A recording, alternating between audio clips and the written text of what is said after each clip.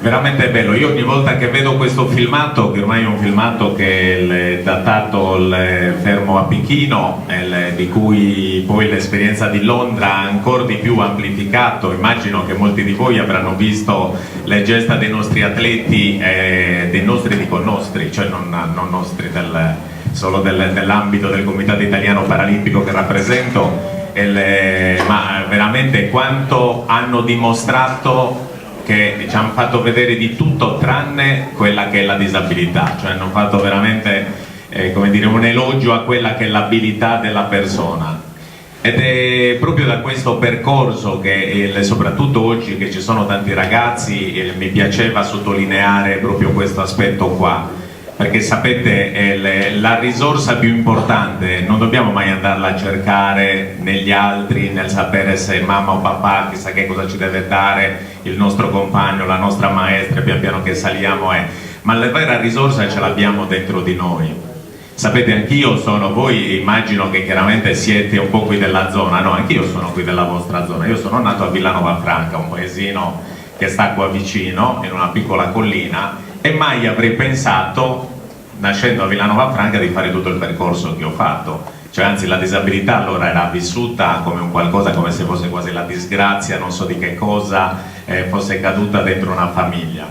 E invece, grazie a quello che è il supporto della famiglia, grazie al supporto delle persone che ho incontrato, eccetera, mi hanno fatto capire che oggettivamente, cioè, la prima persona che si doveva mettere in discussione ero proprio io, cioè che dovevo andare a cercare dentro di me quelle che sono le risorse e soprattutto capire, che credo che secondo me è proprio uno dei primi passaggi, oltre a credere in te stesso, e questo lo dico proprio a voi ragazzi, e quindi se voi non partite da questo, nel credere in quello che voi siete bravi del saper fare, e non solo saperlo fare bene, ma soprattutto metterlo a disposizione di coloro che stanno vicino a noi, e quindi aiutare a mettersi in una propensione di aiuto verso gli altri. E questo lo sport aiuta veramente tantissimo, perché quando uno fa sport impara a capire quali sono le proprie capacità, le proprie forze, a saperle dosare, a saperle mettere in campo, a saper come dire,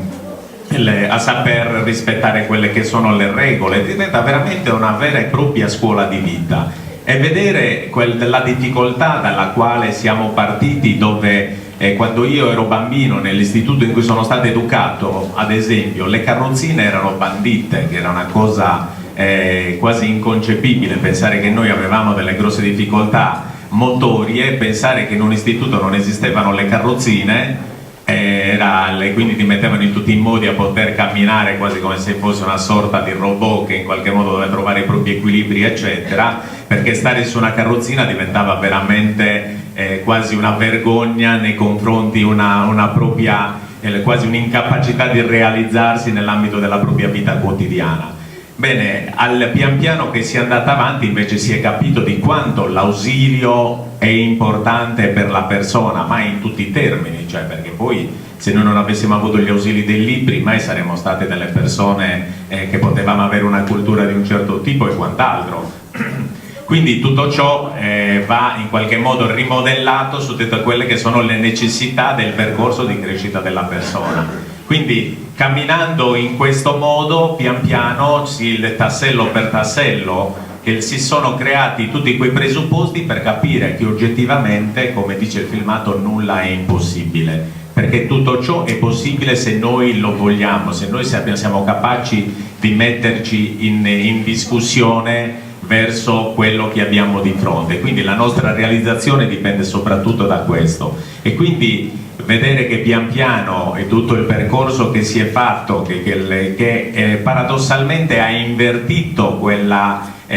rotta che noi usualmente pensiamo sia normale nell'ambito della nostra società, perché noi abbiamo una società che di per sé è una società di diritto, siamo tutti pronti a campare, io ho diritto a questo, ho diritto all'altro, mi devono dare questo diritto e quant'altro. Bene, il percorso paralimpico è diventato proprio la dimostrazione dell'inverso, che nel creare una dignità del mondo della disabilità, nell'esprimere quanto la disabilità sia veramente una risorsa essenziale per quella che è una collettività, e quindi non tanto la disabilità ma soprattutto la persona che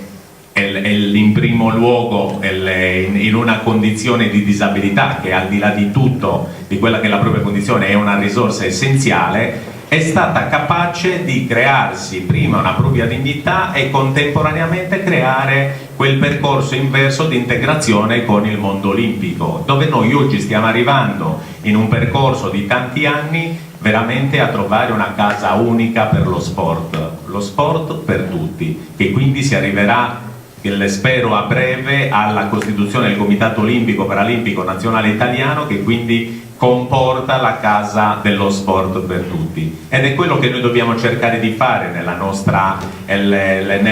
società. Dobbiamo cercare di aiutare tramite lo sport, tramite il nostro sapersi mettere in discussione, saperci mettere al servizio degli altri, una collettività, una società che è capace di accogliere gli altri e soprattutto di smetterla di avere dei pregiudizi, o ancora di più di dare dei giudizi